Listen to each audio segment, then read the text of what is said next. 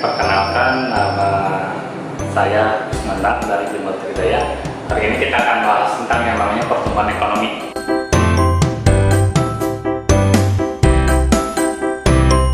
Ya, sudah siap ya? Oke. Nah, sebelum kita belajar tentang pertumbuhan ekonomi, ya, apa itu pertumbuhan ekonomi? Pertumbuhan ekonomi itu biasanya disebutkan dengan kondisi perekonomian, atau dalam istilahnya adalah kondisi keuangan suatu negara. Ketika pertumbuhan ekonominya naik, berarti keuangan negaranya itu membaik. Nah, itu tentang pertumbuhan ekonomi ya. Nah, kita akan bahas pertumbuhan ekonomi. Oke, apa itu pertumbuhan ekonomi? Ya, dilihat dari pengertiannya. Apa itu pertumbuhan ekonomi? Pertumbuhan ekonomi itu adalah kondisi di mana tadi keuangan negaranya meningkat, ya. Jadi ada peningkatan.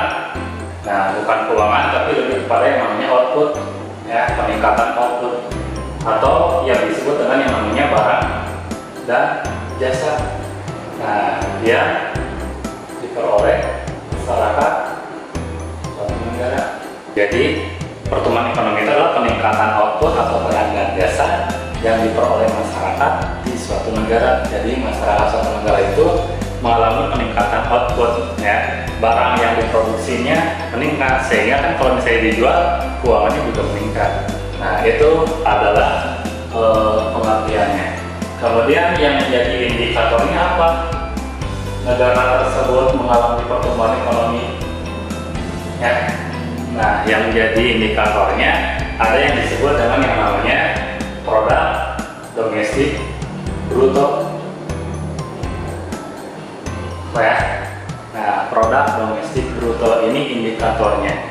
Sehingga untuk melihat pertumbuhannya itu dikenal dengan yang namanya laju pertumbuhan ekonomi. Indikatornya dari tadi PDB, yaitu pendapatan dari tahun yang dicari dikurangi tahun yang sebelumnya dibagi tahun sebelumnya dikali 100%. Ketika hasilnya positif berarti mengalami pertumbuhan ekonomi.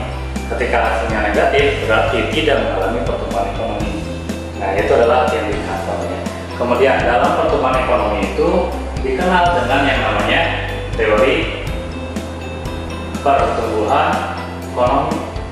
Nah, ada yang disebut dengan teori pertumbuhan ekonomi. Dalam teori pertumbuhan ekonomi itu ada 4 teori yang mendasari pertumbuhan ekonomi. Teori yang pertama disebut dengan yang namanya teori merkantilisme. Dalam teori merkantilisme disebutkan bahwa negara mengalami pertumbuhan ekonomi ketika negara tersebut melakukan yang namanya perdagangan internasional. Jadi ketika negara melakukan perdagangan internasional berarti negara telah tumbuh secara ekonomi. Nah, ditambah dia dalam perdagangan internasionalnya mengalami yang namanya surplus atau kondisi di mana nilai ekspornya lebih besar daripada nilai impornya. Ini teori merkantilisme. Kemudian teori yang kedua dari pertumbuhan ekonomi ada yang namanya teori klasik. Dalam teori klasik ini menitik beratkan kepada faktor yang mendukung negara agar tumbuh secara ekonomi. Nah, ada 2 tokoh. Tokoh yang pertama adalah Adam Smith. Nah, menurut Adam Smith ada 4 faktor yang dapat mendorong negara agar tumbuh secara ekonomi. Yang pertama adalah alam, ya, sumber daya alam, SDA. Yang kedua adalah penduduk atau SDM. Yang ketiga adalah modal, ketersediaan modal. Dan yang keempat adalah teknologi. Nah, ini 4 faktor pendukung pertumbuhan ekonomi menurut Adam Smith.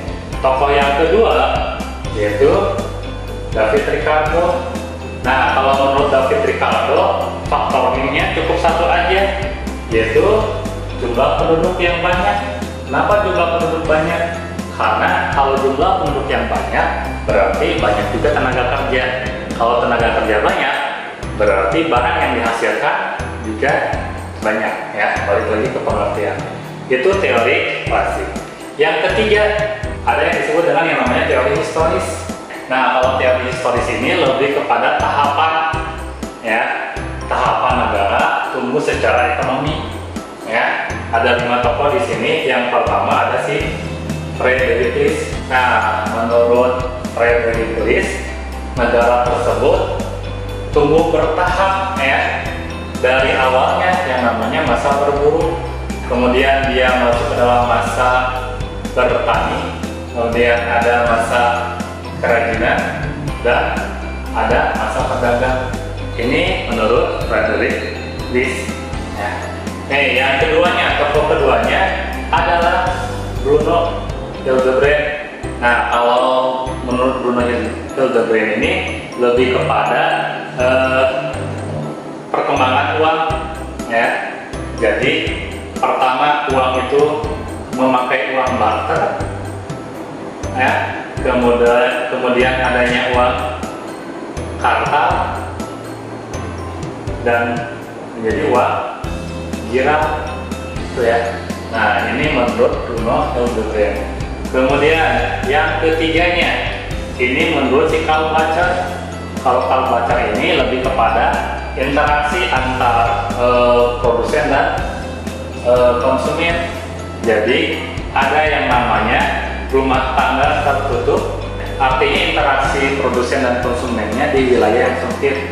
Kemudian ada rumah tangga kota, jadi udah dalam satu kota. Kemudian ada rumah tangga bangsa, berarti udah mencakup satu negara.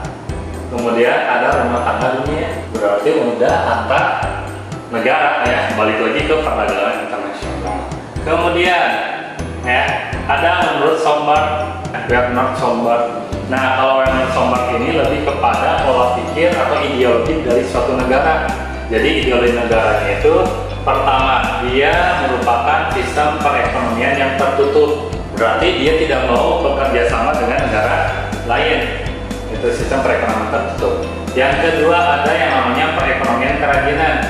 Dia mulai membuat kerajinan-kerajinan untuk dijual, sehingga ketika mengalami penjualan dia berpikir untuk mendapatkan keuntungan. Maka ini sistem perekonomiannya adalah sistem perekonomian kapitalis. Jadi perkembangannya seperti ini. Asalnya dia tertutup, tidak mau bekerja sama dengan negara lain, kemudian bekerja sama dan dia memikirkan keuntungan, itu kapitalis. Dan yang terakhir menurut teori historis itu ada si Rostow. Menurut Rostow ada 5 tahapan ya, tentang pola pikir suatu masyarakat. Jadi masyarakat yang pertama, mereka masih bersifat tradisional. Kemudian masuk ke dalam masyarakat pra-syarat atau pra-lepas landas atau tinggal landas. Sifat tradisionalnya sedikit demi sedikit sudah mulai hilang.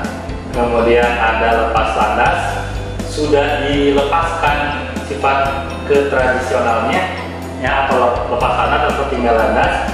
Kemudian masa kedewasaan, berpikir secara dewasa. Kemudian konsumsi tinggi. Nah, berarti sudah tidak mementingkan kebutuhannya udah terpenuhi, tinggal mencari kepuasannya. Nah, ini teori historis. Kemudian yang terakhir untuk teorinya ada yang namanya teori neoklasik. Nah, teori neoklasik ada 3 tokoh. Yang pertama ada si Schumpeter, Joseph Schumpeter. Kemudian ada Harold Blomer dan ada Solo Schwartz.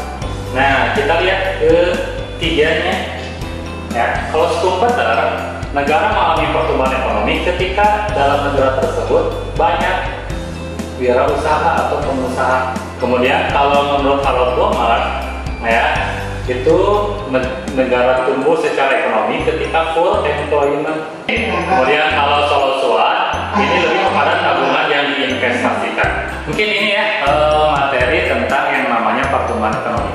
Gimana, sudah paham ya? Ya, mudah-mudahan bisa memahami tentang materi pertumbuhan ekonomi ya. Jadi menurut pengertiannya, pertumbuhan ekonomi adalah peningkatan output barang dan jasa ya. Jadi ketika masyarakat suatu negara mengalami peningkatan barang dan jasa, berarti itu yang disebut dengan pertumbuhan ekonomi. Dengan indikatornya itulah PDB ya, dengan membandingkan PDB yang sekarang dengan PDB sebelumnya. Kemudian teorinya ada 4, merkantilisme, klasik, historis, dan neoklasik. Mungkin itu aja yang bisa saya sampaikan. Terima kasih. sebelumnya kita akan ketemu lagi di materi yang lain. Terima kasih. Assalamualaikum warahmatullahi wabarakatuh.